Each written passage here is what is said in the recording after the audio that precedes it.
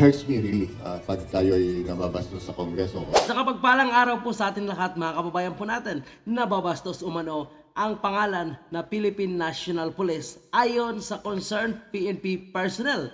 Ito mga kababayan po natin, ang kanilang nakikitang reaksyon, nakikitang parang nangyayari sa mga pagdinig sa Senado at sa House of Congress. Dahil sa ilang kapalpakan at humantong pa sa mga pagkamatay ng ilang inosenteng tao, pagkahuli ng ilang inosenteng tao, pagkakulong na walang kasalanan. Mayroon pa na isang dating propesura na nangyari sa Cavite, mga kababayan po natin, na tinaniman ng ebidensya ay hinuli pa. Tapos ninakawan pa ang kanyang bahay. So, bakit hindi po natin mababastos ang pangalan ng Philippine National Police? Kasi ito ay isang organisasyon, mga kababayan po natin. So, ang bawat isa na miyembro ng Philippine National Police ay kasapi ng Philippine National Police, which is isang organisasyon. So, hindi talaga may iwasan, mga kababayan po natin, na madadawit o mahahatak ang pangalan ng Philippine National Police. Kaya kung gusto nitong mga concerned PNP personnel umano, na maayos ang pagturing sa kanila o yung parang impression sa kanila, dapat ipakita nila. Dapat simulan ng kanilang mga opisyal mula sa pinakamataas hanggang sa pinakamailalim ang tamang disiplina at yung pagpapa-implementa ng police operating procedure. Kasi madalas ito ang nangyayari. Kota-kota, palakasan, naghahangad na ma-promote kaya gusto maraming achievement. Inaapakan na ang ilang may hirap nating kababayan at nadadamay na kahit walang kasalanan. Ang sabi nila, dapat nilang tandaan na ang pulis na nababastos daw, ay hindi lang pambabastos sa pagkatao niya, kundi sa buong organisasyon. Ikulong ang pulis kung kailangan, sibakin sa serbisyo, kunin ang benepisyo, lahat na. So yan naman ngayon ang ginagawa ng ating mga ilang opisyal kapag napapatunayan. Bakit ka angal na nababastos umano ang pagkatao, nababastos ang pangalan ng Philippine National Police? Sino dapat sisihin? Senador? Congressman? Trabaho din nila yan. Sino ba itong concerned PNP personnel? Trabaho din nila yan na imbestigahan, alamin. Dahil sila ay binuto ng taong bayan para patunayan na wala silang kinakatigan, wala silang kinakampihan.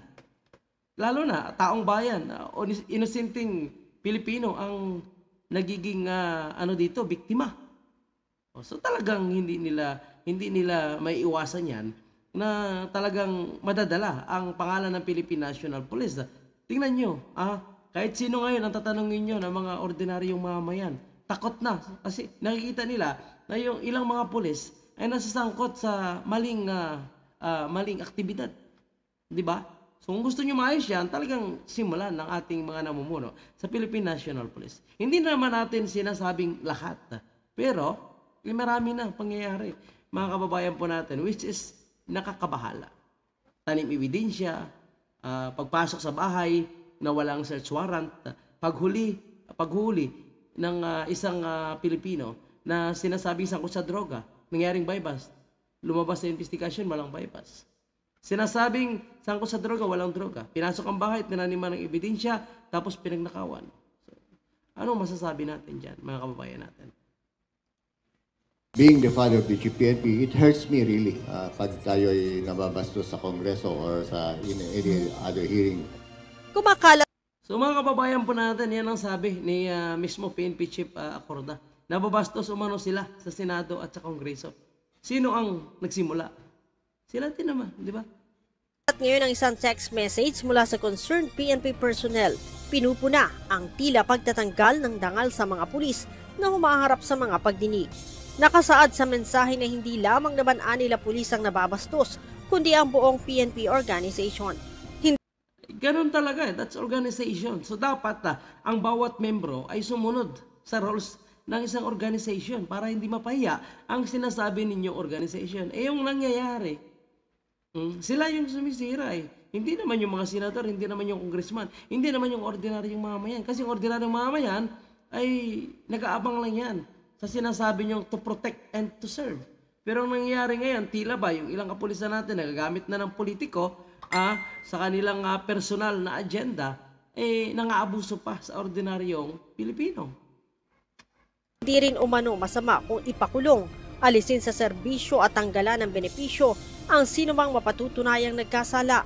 Ngunit sana naman anila ay wag namang alisan ng dangal ang mga ito. Now, with regards sa nababastos tayo, talagang nasasaktan din ako as the father of the PNP. Kung pwede nga lang maiwasan to or pwedeng kumbaga, makumbinsi ang ating senators to treat us the other way. But, they are a separate branch. We cannot impose upon them. Naniniwala So, ibig sabihin ba ni PNP Chief Acorda na ang sabi niya gawin sa ibang paraan, hindi dapat ipatawag sa Senado, hindi dapat ipatawag sa Kongreso? Paano ngayon ma-inform ang taong bayan na ganito na pala kalala ang ilang ginagawa ng ating kapulisan? This is the responsibility of our senators and congressmen para ma-inform ang ating mga kababayan na ganito na ang mga pangyayari. Hindi pwede manahimik na lang po tayo, hindi pwede na hayaan na lang natin, idadaan natin sa tahimik na proseso para managot ang ating mga kapulisan. Kaya nga nagsumbong ito sa Senado, nagsumbong ito sa mga congressman, kasi unang-una, walang legal action na ginagawa yung pamunuan ng Philippine National Police. Tingnan nyo yung nangyari sa Iloilo, Pasig City, Iloilo. Ang sabi ng ilang official doon, kahit yung pag-serve ng search warrant sa kanilang mga tauhan ay mali-mali, parang tinutolerate pa. Kagaya ng sinasabi ni Police Colonel Ronaldo Palomo, na yung sabi niya, "Astro-blooded Ilonggo, I humbly appeal to all my Kasimanwa to cops in our fight against criminals, illegal drugs, and lawless elements." Okay tayo dyan. "Let us not allow criminals to fill us with their own version of the truth and ruin the future of our children. Ilonggos deserve a drug-free, peaceful, and progressive Iloilo province. It is our home and the home of our next generation. God bless us." Ito yung naging statement, mga kababayan po natin. Siningit ko lang, binasa ko lang. Ito yung naging statement ng isang police official ng Iloilo City. Pagkatapos na madawit nga itong Pasig City, mga kababayan po natin, Pasig City Chief of Police na si Police Colonel Aaron Palomo sa isang investigasyon na kung saan pinasok nila ang bahay dyan sa Pasig City, Iloilo, bahay ng mga barrios na hindi nag-serve ng search warrant. Hindi nila sununod ang tamang standard operating procedure, POP, Police Operating Procedure. Pero nanindigan pa itong dalawang opisyal, itong si Villaflor at itong si Rolando Palomo, na umano'y tama. Paano ka naging opisyal ng Philippine National Police kung alam mong mali, tapos sasabihin mo pang tama? Ipaglaban nyo pa. Mismo mga senador, mga congressman, dating police, dating general, dating investigador, si Congressman Acop sinasabi na mali ang kanilang pag-serve, pag-issue ng search warrant sa bahay ng mga barrios. Papanindigan pa nila kahit mali. Dapat kung talagang totoong pulis ka, totoong hangad mo ay serbisyo sa bayan, kahit alam mong kabaro mo, kapamilya mo, alam mong mali ang ginagawa, dapat ikaw mismo mag-impose ng disciplinary action. Aminin mo, huwag mong ipaglaban. So yun nangyari sa Pasig City, Iloilo, mga kababayan po natin. So patuloy natin. Wala din si Chief PNP sa intensyon ng mga ito sa bawat pagdinig. I do believe in the wisdom of the Congress and the legislative body, yung ating mga senators. I believe in their wisdom. I believe in their intentions.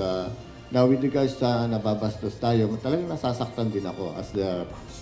So kung nababastos ka pala bilang isang PNP chief, di dapat ikaw mismo mag-impose ng disiplina. So gumawa ng paraan kung paano matigil ito at hindi na makaladkad ang ilang miyembro ng Philippine National Police sa mga pagdinig na nangyari sa Senado at sa House of Representatives.